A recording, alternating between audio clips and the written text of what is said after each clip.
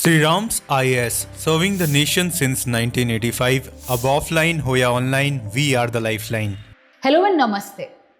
आप सभी ने टेररिज्म के बारे में सुना है और ये भी सुना है कि नॉन स्टेट एक्टर्स में जब भी हम बात करते हैं कि वायलेंस के वजह से स्टेट का गवर्नेंस में कोई रुकावट हो रहा है या state is not able to function, तो हम हमेशा टेररिज्म को देखते हैं। बट जब हम लैटिन अमेरिका को स्टडी करते हैं, वहां पे टेररिज्म नहीं मिलता है, वहां पे गैंग वायलेंस मिलता है। और दो तरह के गैंग वायलेंस हैं, पर उस पर समझेंगे एक एक करके। बट लैटिन अमेरिका आज के दिन एक बड़ा पिक्यूलियर सा नॉन स्टेट एक्टर के साथ डील कर रहा है और हर कंट्री अपना अपना तरीका ढूंढने की कोशिश कर रहा है कि किस तरीके से ये गैंग वायलेंस को डील किया जाए। और इसी में एक बड़ा सरप्राइजिंग सा ट्रेंड दिख रहा है that the common citizens of these countries they want authoritarianism. उनको डिक्टेटरशिप चाहिए, उनको एक अथॉरिटेरियन लीडर चाहिए जो कि इन गैंग्स को खत्म कर पाए। उनको अपने फंडामेंटल राइट्स नहीं चाहिए। एंड ये जो एक सडन इंटरेस्टिंग ट्रेंड आया है, ये शुरू हुआ है एल साल्वाडोर से, बट आज के दिन इक्वेडर में भी यूज होने लगा है कि भाई एक जो फर्म फिस्ट चाहिए होता है, अथॉरिटेरियन लीडर ही जो कर सकता है वही चाहिए हमें। इकोनॉमिक ग्रोथ तो बाद की बात है। नाउ लैटिन अमेरिका इसीलिए एक बड़ा फैसिनेटिंग स्टडी जियोपॉलिटिक्स में है, जहां पे वायलेंस है, सब कुछ है। Whenever we talk about the chaos, crisis, coups हो रहे हैं, सब कुछ है, बट हम उनको स्टडी नहीं करते हैं। व्हाई? तो PSIR में एक बड़ा फेवरेट सा सेंटेंस हम यूज करते हैं कि what is far from your I site, it's far from your heart also, right? तो वही चीज है, आंखों से दूर है तो दिमाग से भी दूर है, दिल से भी दूर है, सबसे दूर है। तो हम लैटिन अमेरिका को कंप्लीटली इग्नोर करते हैं जब हम जियोपॉलिटिक्स को स्टडी करते हैं। और इवन इन PSIR एक इंडिया लैटिन अमेरिका का रिलेशन रेडी कर देता है और खत्म है कहानी। बट अगर आपको इंडिया लैटिन अमेरिका रिलेशन समझना है, अगर आपको समझना है कि भाई लैटिन अमेरिका में हो क्या रहा है, तो आपको ये गैंग वायलेंस समझना पड़ेगा। तो सबसे पहले आते हैं कि लैटिन अमेरिका है क्या। ये मुझे पता है कई बच्चों में कंफ्यूजन रहता है, south America versus Latin America. Latin America एक जियोपॉलिटिकल वर्ड है, south America is a geographical word. Latin America use किया जाता है जहां पे आपका मेक्सिको से लेके पूरा पेरू तक, चिली के एंड तक। नाउ ये जो है आपका Central America and then your South America. So Latin America is basically a combination of Central and your South America along with all the islands, Caribbean islands, right? तो ये आपका Latin American area है। अब Latin America में आपको ABC तो पता ही है, लिथियम ट्रायंगल।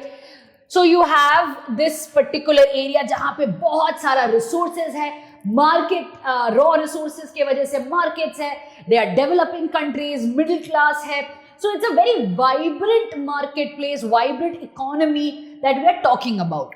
बट यहाँ पे एक खास बात है, यहाँ पे ड्रग ट्रेड बहुत ज्यादा है, राइट? एंड ड्रग ट्रेड को चलाने के लिए कार्टेल्स है।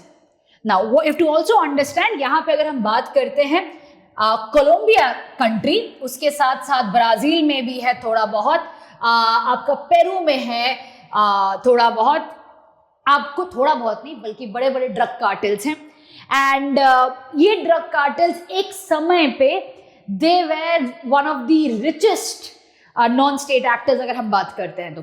क्योंकि ड्रग इज समथिंग जो कि आप ब्लैक मार्केट में बेचोगे, और ब्लैक मार्केट में सिर्फ इलीगल चीजें बिकती है।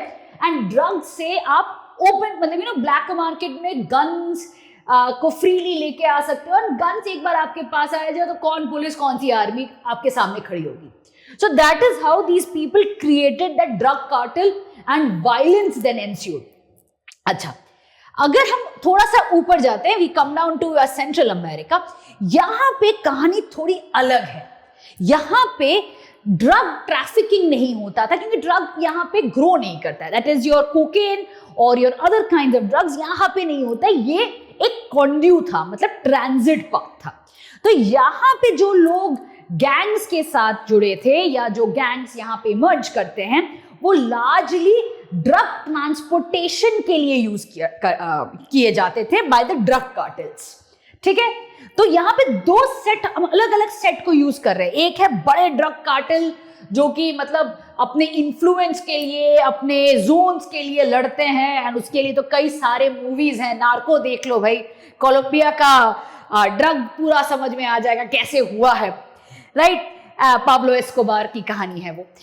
उसके अलावा आपका जो यहाँ पे है स्पेशली, जैसे मैंने अभी कहा, एल साल्वाडोर हो गया, होंडुरस हो गया, ये सारी जगह, जो ग्वाटेमाला हो गया, ये सारी जगह आज के दिन पे आपको एक अलग सा गैंग वायलेंस दिख रहा है, गैंग्स वॉर दिख रही है। बट ये गैंग वॉर उतना ड्रग कार्टेल टाइप नहीं है। It is a war which is of again murder हो रहा है, किलिंग हो रहा है, सब कुछ हो रहा है, पर इनके पास उतना पैसा नहीं है।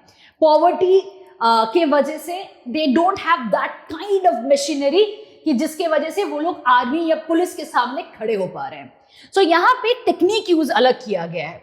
दूसरा आता है मेक्सिको में। अब मेक्सिको की कहानी भी बड़ी इंटरेस्टिंग है। जब कोलंबिया में यूएस ने एक कोलंबिया प्लान के बेसिस पे एस्कोबार के जो ड्रग कार्टेल्स हैं उसको सारा खत्म किया था, तो एक बल्ज हुआ था, इसे कार्टेल बल्ज कहा जाता है।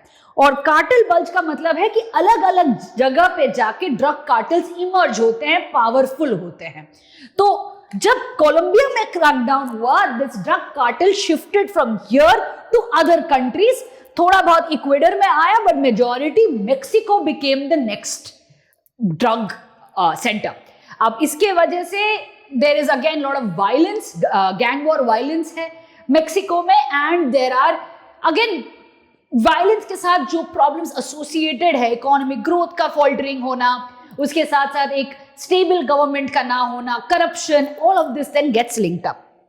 अब पूरे इस एरिया में so you can understand there is this whole drug related violence that is happening. एक ड्रग कार्टेल है जो ओन करता है, दूसरा ड्रग गैंग्स हैं जो ट्रांजिट में यूज होते हैं। बट स्टार्टिंग पॉइंट क्या है? स्टार्टिंग पॉइंट है भाई, at the end of the day इनको खड़ा कौन किया है? Who is the responsible one? But responsible one से पहले हमें करंट अफेयर्स में आना पड़ेगा, क्या चल रहा है at this point of time, क्योंकि वहीं से हमें ये क्लू मिलेगा कि एक्चुअली में ये ड्रग्स का जो कहानी है वो शुरू कहां से होती है। सो हाइती एक कंट्री है, मैप में देख लेते हैं कहां पे है। हाइती इज राइट हियर, एक छोटा सा कंट्री है। अब हाइती के बारे में मैंने कई बार डिस्कस किया है अराउंड द वर्ल्ड में, प्लेसेस इन न्यूज में, क्योंकि लास्ट 2 साल से हाइती में गैंग वॉर चल रहा है। एंड गैंग वॉर इतना वर्सन हो चुका है कि इंटरनेशनल मिलिट्री सपोर्ट सिस्टम भेजने की जरूरत पड़ा, जो कि केनिया लीड कर रहा है। बट थोड़ा बैक ट्रैक करते हैं कि हाइती में ये गैंग वॉर है क्या। तो हाइती में 2 गैंग्स इमर्ज करते हैं। तो एक I think it's known as G9 and G10, ऐसा कुछ उनका नाम है। एंड ये जो 2 गैंग्स इमर्ज करते हैं, ये इमर्ज होता है again because of the entire drug black market में smuggling and interestingly illegal arms trade के लिए, क्योंकि लिबरल गन लॉज के वजह से it was very easy to have keep access to guns, and illegal arms trade बड़ा easily हो रहा था वाया हाइती। नाउ यहां पे क्या होता है, G9 एंड G10, राइट। तो यहां पे जो कैपिटल है हाइती, पोर्ट ऑ प्रिंस में, ये गैंग्स आपस में लड़ने लगते हैं फॉर इयर्स, ठीक है, एक दूसरे को मार काट करते हैं एंड एकदम ब्लडशेड करके रखते हैं। कोई ऑफ कोर्स कोई पुलिस, कोई आर्मी नहीं उनको बचा पाता है, माने बचाने की जरूरत नहीं है, बट इन द सेंस कि कोई रोक भी नहीं पाता है, nobody can interfere also. Now what happened very interestingly is कि लास्ट सितंबर में ये दोनों साथ में आ जाते हैं और कहते हैं कि जो लीडर है, जो प्रेसिडेंट है, उनको हटाओ, वो यूएस का पपेट है, इसी वजह से वो लेजिटिमेट गवर्नमेंट नहीं फॉर्म कर रहा है, right. Now this was a very interesting thing, जहां पे 2 गैंग्स जो एक दूसरे को टॉलरेट नहीं कर पा रहे थे, एक समय पे पोर्ट ऑ प्रिंस के गलियों में खून बह रहा था, ये दोनों साथ में आ जाते हैं और कहते हैं कि भाई सिविलियन गवर्नमेंट को हटाओ वरना नहीं होने वाला है। अब सिविलियन गवर्नमेंट वाज बेसिकली उस समय पे जो लीडर का नाम था हेनरी को हटाने के बाद द डिमांड वाज कि ट्रांजिशनल काउंसिल बैठाया जाए, और ट्रांजिशनल काउंसिल में 3 बार लीडर्स आए हैं, और तीनों बार लास्ट अभी जो नवंबर है वहां पे लास्ट जो आए थे ट्रांजिशनल काउंसिल के लीडर, उनको भी बोला कि टाटा बाय बाय, इनको हम टॉलरेट नहीं करेंगे क्योंकि ये यूएस का पपेट है। अब ये यूएस का पपेट का कहानी अब आपको समझना है। तो यूएस का हमेशा से सेंट्रल एंड जो लैटिन अमेरिका है, that is central and south America में हमेशा से इंटरफेरेंस रहा है। सिर्फ क्यूबा नहीं है वो एक्सेप्शन, चाहे एल साल्वाडोर हो जाए, ग्वाटेमाला हो जाए, वेनेजुएला हो जाए, वेनेजुएला की तो कहानी आप सबको पता ही है, या आपकी हाइती हो जाए, हमेशा से यूएस ने इंटरफेयर किया है और अपना जो कैंडिडेट है उसको जितवाया है। बल्कि 2021 में जो प्रेसिडेंट थे जोवेनेल मोआस, वो असैसिनेट होते खुद के घर में, और उसके बाद जो उनका मतलब अगला लीडर होता है, प्रेसिडेंट बनता है एरियल हेनरी, वो यूएस का पपेट होता है। तो ये जो असैसिनेशन हो रहे हैं, सडनली किडनैप हो गया president, suddenly president gives up, कोई मार्शल लॉ लग जाता है, कभी कुछ और हो जाता है, तो जो ओपोनेंट वाला सडनली पावर में आ जाता है, जो कॉमन सिटीजन्स हैं उनको लगता है कि यूएस इंटरफेयर कर रहा है। 90% यूएस इंटरफेयर करता है, ठीक है, और हमेशा से करता आया है to have a favourable government जो कि वो यूएस के बातों पे नाचे। सिंपल सा लॉजिक है यहाँ पे। अब जब ये चीज होता है, ये गैंग साथ में आके कहते हैं कि भाई हम आपस में लड़ सकते हैं बट देश को खत्म नहीं होने देंगे, देश को बचाने के लिए हेनरी को जाना पड़ेगा। और हेनरी के जाने के बाद जो ट्रांजिशनल काउंसिल बैठती है, ट्रांजिशनल काउंसिल को भी जो भी इलेक्टेड होता है ये कहते हैं कि ये नहीं, ये कैंडिडेट नहीं, क्योंकि सारे काउंसिल के जो लीडर्स हैं कहीं ना कहीं यूएस बैक्ड होते हैं। इसी वजह से हाइती में अभी भी क्राइसिस चल रहा है। अब यूएस ऐसे तो चुपचाप नहीं बैठा रहने वाला है, ऑब्वियस बात है कि भाई somebody is challenging US power, वो भी अपने नेबरहुड में, ऐसा तो होने नहीं दिया जाएगा। तो बाइडेन एडमिनिस्ट्रेशन ने क्या किया कि एक multinational security support mission, MSS कहा जाता है इसको, multinational security support mission, UNSC, United nation security council के थ्रू में अप्रूवल दिया। ये बात समझना जरूरी है कि ये यूएन पीस कीपिंग नहीं है, ठीक है, this is not a sanctioned UN peace keeping mission, ये एक मल्टीनेशनल सिक्योरिटी सपोर्ट मिशन है जो कि यूएस फंड कर रहा है और केनिया के सोल्जर्स हैं, ठीक है। अब केनिया के सोल्जर्स गए वहां पे to protect the civilian government और गैंग्स के अगेंस्ट में एक ब्रूटल क्रैकडाउन करने के लिए, बट प्रॉब्लम ये आ जाता है कि बाइडेन अब धीरे धीरे हार मानने लगा है क्योंकि वायलेंस खत्म ही नहीं हो रहा है। अब एक नॉन स्टेट एक्टर को डील करने के लिए एक state actor has to be very powerful.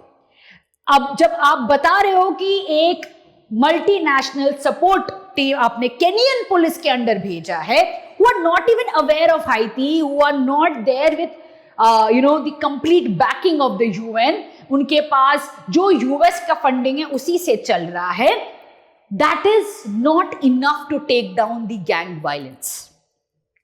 तो बाइडेन ने रिक्वेस्ट किया है कि भाई मेरे जाते जाते UN security council should convert this support mission to a UN peace keeping mission.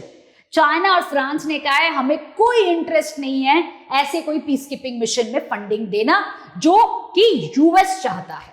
तो चाइना एंड रशिया ने वीटो कर दिया और बोला हमें नहीं चाहिए। On the other hand Trump ने कहा है कि the moment he is here वो इस पर्टिकुलर सपोर्ट मिशन को फंडिंग बंद कर देने वाले हैं। इन अदर वर्ड्स, अगर फंडिंग बंद हो गया तो ये सपोर्ट मिशन बंद हो जाएगा। सपोर्ट मिशन बंद हो जाएगा तो जो गैंग्स चाहती हैं वो हो सकता है कि डिलीवर हो जाए, बट हाँ it will come at a cost of having a government जो यूएस की बात ना सुने।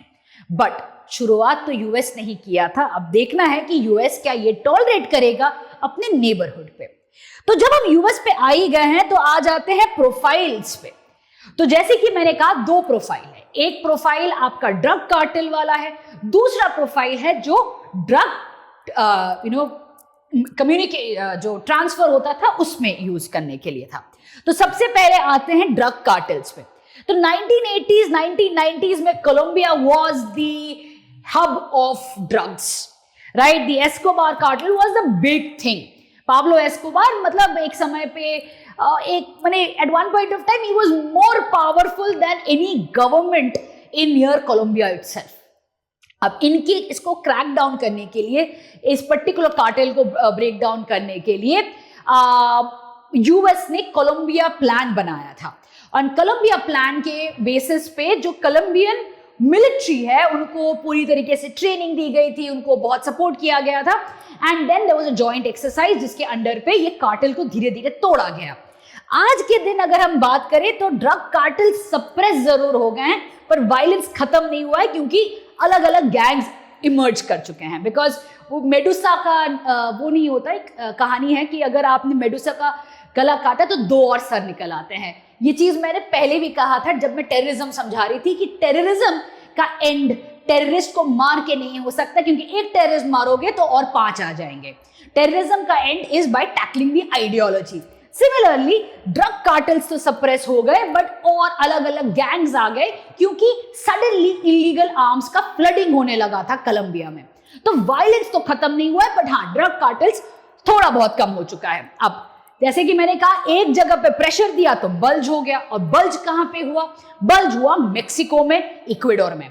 अब मेक्सिको की बात करें तो वहां पे आता है द सिनालुआ कार्टेल, जहां पे आज के दिन जो सिनालुआ का एरिया है पूरी तरीके से पूरा वो कार्टेल जो है मैनेज करता है। मेक्सिकन गवर्नमेंट कुछ नहीं कहती है, कुछ नहीं करती है, बल्कि उन्होंने लास्ट कुछ साल में एक पॉलिसी अपनाया था दैट हग्स बिफोर बुलेट्स, कि भाई बुलेट चला के आम आदमी की जान जाएगी, वायलेंस और स्प्रेड करेगा। इससे बेटर है कि हम सॉफ्ट पावर के थ्रू इनको डील करें, इनके डी रेडिकलाइजेशन पे फोकस करें, which is again a very good thing on paper, but it was not practical sense में नहीं बन पाया। अब आते हैं कि दूसरा जो प्रोफाइल है, दूसरा प्रोफाइल जो इंपॉर्टेंट है इस पर्टिकुलर वीडियो के लिए, वो प्रोफाइल है basically of the central American countries. अब जो सेंट्रल अमेरिकन कंट्रीज है उनके पास ड्रग्स नहीं था, वो बेसिकली कोलंबिया या जहां से भी ड्रग्स को लेके यूएस पहुंचते थे और अमेरिका से पैसे लेके आते थे। तो दे वर बेसिकली द ट्रांसमिट कॉन्ड्यू जिसे कहते हैं। अब इसके वजह से कई जो यंगस्टर्स थे, जब ये पर्टिकुलर ड्रग ट्रेड शुरू हुआ था, कई यंगस्टर्स यूएस में गए थे एज इलीगल इमिग्रेंट्स, और खुद तो गए ही थे बट अपने साथ अपने गांव वालों को भी लेके गए थे एज इलीगल इमिग्रेंट्स। और रोनाल्ड रेगन की जो एडमिनिस्ट्रेशन थी यूएस में, उन्होंने क्रैकडाउन करके इन इलीगल इमिग्रेंट्स को वापस भेजा था। बट जब ये यूएस में थे एज इलीगल इमिग्रेंट्स, तब उन जो they interacted with the gangs of US, और वहां पे उनको ट्रेनिंग मिला था किस तरीके से गैंग बिहेवियर होता है, गैंग वायलेंस होता है, इलीगल ट्रेडिंग के बारे में जो उनको ट्रेनिंग मिला था, वो चीज जब उनको फोर्सफुली डिपोर्ट करके वापस घर भेजा गया तो उन्होंने यही लाइफस्टाइल अपनाया। क्यों? क्योंकि जब अब घर वापस आए ना, वहां पे कोई सिचुएशन इंप्रूव हुआ था, पॉवर्टी था, मतलब it was devastating devastating poverty, along with it ना कोई जॉब्स, ना कोई even an opportunity to do something, वो पॉसिबिलिटी नहीं थी। The government was completely in a failing situation, और यहां पे कुछ था ही नहीं कि जिसके बेसिस में डी रेडिकलाइजेशन हो पाए या कोई प्रोसेस हो पाए। So they created their own gangs. जो गए थे वो डिपोर्ट होके वापस आके अपने गैंग्स बनाते हैं, और यही से शुरू होता है gang violence in central America, specially in El Salvador, Guatemala, Honduras, ये सब पूरा बेल्ट में होता है।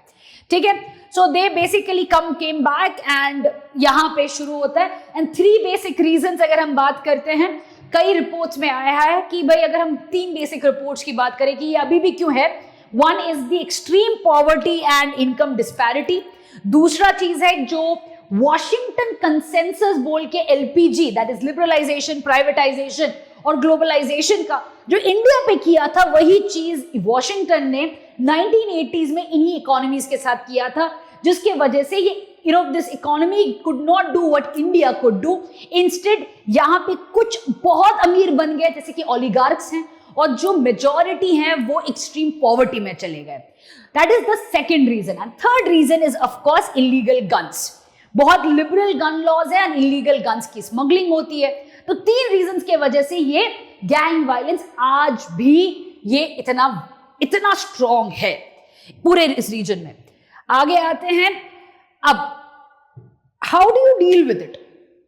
एक उभरता हुआ एग्जाम्पल जो है वो एल साल्वाडोर का है। बड़ा इंटरेस्टिंग सी कहानी है एल साल्वाडोर में। तो एल साल्वाडोर की अगर हम बात करें तो एक समय पे 2022 की अगर हम बात करें तो एक ऐसा सिचुएशन था कि एक दिन में प्रिजन ब्रेक्स हो रही हैं, तो कहीं पे रायट हो रहा है, तो मतलब सरेआम में गोलियां चल रही हैं, 70 लोग मारे जा रहे हैं, बॉम्ब्स हो रहे हैं, कोई किसी को चाकू मारे, रेस्टोरेंट बॉम्ब हो रहा है, ऐसा हालत था, राइट? It was chaos. और उस समय पे जो प्रेसिडेंट थे वो थे नायब बुकले। तो नायब बुकले एक टेक्निक अपनाता है जिसे आज के दिन कहा जाता है मानोदुरा। मानोदुरा मतलब फर्म फिस्ट। अब मानोदुरा क्या होता है? मानोदुरा कहता है कि भाई कॉन्स्टिट्यूशन हटा दो, फंडामेंटल राइट्स हटा दो, मार्शल लॉ रहेगा, और पुलिस को पूरी अथॉरिटी दी जाती है कि जाके ना जिस पे सस्पिशन है उनको अरेस्ट करो। कोई लीगल सिस्टम नहीं कि भाई वारंट इशू होगा, जज के पास जाएगा मामला, कुछ नहीं। जिसको पकड़ना है पकड़ो और जेल में डालो। यहां एक टाइम पे आया था कि 2% of El Salvador's population was inside the jail. जिन पे टैटूज थी उन पे सस्पिशन था, उनको पकड़ के ले जा रहे थे पुलिस। और मैंने पुलिस को क्रिटिसाइज नहीं किया बुकले ने। क्या किया प्रेसिडेंट ने? बोला कि भाई जो जुडिशरी है उसको और पावरलेस बना दिया ताकि जुडिशरी कुछ ना कर पाए। तो जुडिशरी को क्या किया कि भाई सबसे पहले 2021 में कहा कि सुप्रीम कोर्ट के पास पूरा पावर है कि जजेस को रिमूव कर दिया जाए और उनको रिटायरमेंट में फोर्स कर दिया जाए, ताकि ऐसा कोई जज ना हो जो कि जाके इनके सपोर्ट में कुछ बोले। तो पहले जुडिशरी को नल कर दिया, एकदम मतलब पावरलेस कर दिया। दूसरी तरफ पुलिस को पावर दे दिया कि जाओ भाई पकड़ो सबको। और इसी वजह से सडनली ये जो गैंग्स हैं वो खत्म हो जाते हैं। एंड दिस मेंट दैट कि भाई जो वायलेंस इतना स्प्रेड था वो धीरे धीरे कम होते रहता है। अब आपके दिमाग में आएगा कि यार ये ऐसा अथॉरिटेरियन नेचर अगर आया तो उसको तो भाई it's extreme danger for civil rights and fundamental rights and citizen should not support this. But फरवरी 2024 के इलेक्शन में फिर से उनको पूरी लैंडस्लाइड इलेक्शन मेजॉरिटी मिली है। एंड ये जो मॉडल बुकले ने लिया है, दैट इज द मानोदुरा मॉडल, ये दूसरे कंट्रीज भी अपनाने लगे हैं। और सिटीजन से जब पूछा जाता है कि भाई are you happy with it, they are like कि भाई यही है तरीका इन गैंग्स के साथ डील करने का। They are more than happy to have the violence stopped. They are more than happy for having this authoritarian leader to guide the way. उनका कहना है कि अगर कोई और लीडर होता जो यूएस पपेट होता या कोई और जो पहले आए हुए हैं, उन्होंने कुछ नहीं किया है, सिर्फ समझौता किया है सीज फायर का। एक ऐसा लीडर जो हमारे राइट्स छोड़ दिया है, हमारे राइट्स को पूरा एकदम खत्म कर दिया है, जुडिशरी खत्म कर दिया है, बट तभी भी इन गैंग वायलेंस को खत्म करके एटलीस्ट एक सेफ एंड सिक्योर कंट्री बना दिया है। So this is what El Salvador did. अब इसी चीज को देख के इक्वेडर कहता है कि यार ये तो सही तरीका है। तो इक्वेडर के जो प्रेसिडेंट है डैनियल नोबोआ, उन्होंने 9 जनवरी में बड़ा तमाशा होता है, मतलब बहुत सारा वायलेंस होता है। Suddenly around 180 people are dead on the streets and TV studio उड़ जाता है एंड पुलिस ऑफिसर्स किडनैप हो जाते हैं। मतलब इट्स ए टेरिबल सिचुएशन। तो 9 जनवरी के बाद डैनियल नोबोआ कहता है enough is enough, El Salvador का यूज करते हैं एंड पुलिस को फुल अथॉरिटी दे के स्टेट ऑफ इमरजेंसी डिक्लेयर कर दिया जाता है कि भाई अब से कोई फंडामेंटल राइट्स नहीं, फॉरगेट मीडिया, फॉरगेट एवरीथिंग, सिर्फ और सिर्फ स्टेट ऑफ इमरजेंसी के अंडर पे पुलिस अरेस्ट करेगी, ना कोई वारंट ना कुछ, जिसके बेसिस पे ये गैंग्स को खत्म कर दिया जाएगा इक्वेडर में। और जब एल साल्वाडोर और इक्वेडर की एग्जाम्पल के सक्सेसफुल एग्जाम्पल्स देखे जाते हैं तो दूसरे कंट्रीज भी सोचने लगते हैं कि हाँ भाई ये तरीका सही है। और इसके वजह से, जैसे मैंने पहले कहा था, there is a rise of authoritarian leaders in this region. हम दूसरी जगह पे कहते हैं कि अथॉरिटेरियन लीडर्स मतलब it's not a very good concept in the sense that democracy preferable है, लोग हमेशा डेमोक्रेसी चाहेंगे, रेवोल्यूशन से ही डेमोक्रेसी आता है, अथॉरिटेरियनिज्म लोगों को नहीं पसंद है। But look at Latin America, लोग चाहते हैं अथॉरिटेरियन लीडरशिप, लोग चाहते हैं स्टेट ऑफ इमरजेंसी जहां पे ये गैंग वायलेंस को रोका जाए। दे डू फील कि डेमोक्रेसी जो चीज है वो यूएस फोर्सफुली डालती है इन कंट्रीज में ताकि वो इंटरफेयर कर पाए। ये सब यूएस का प्रेशर टैक्टिक्स है। तो this basically creates that agenda कि you anti US is equal to anti democracy and therefore authoritarianism is a better way to go for. अब क्या ये सिर्फ यही तरीके हैं आज के दिन में? एक्चुअली देखा जाए तो there is one more method that is being used which is by Mexico. तो एक तरफ मेक्सिको कहता है कि भाई जो है उनको हम अलग रहने वाले हैं, हम इंगेज नहीं करेंगे ताकि वायलेंस ना हो, we are going to ensure the status quo. अब इसी तरीके से they have been trying to manage it, but यहां पे क्या हो रहा है, गवर्नमेंट क्या कर रही है, सिर्फ मैनेज करने की काम हो रहा है। ये गैंग्स खत्म नहीं हो रहे बल्कि गैंग्स पावरफुल हो रहे हैं and at one point of time they will stop respecting the ceasefire. Mexico उसी तरफ जा रहा है। दूसरा, जो इक्वेडर और एल साल्वाडोर के जो सक्सेसफुल मॉडल्स हैं गैंग वायलेंस के अगेंस्ट, इसको देख के कई और कंट्रीज ने थोड़े एडजस्ट करते हुए डिफरेंट मॉडल्स अपनाए हैं।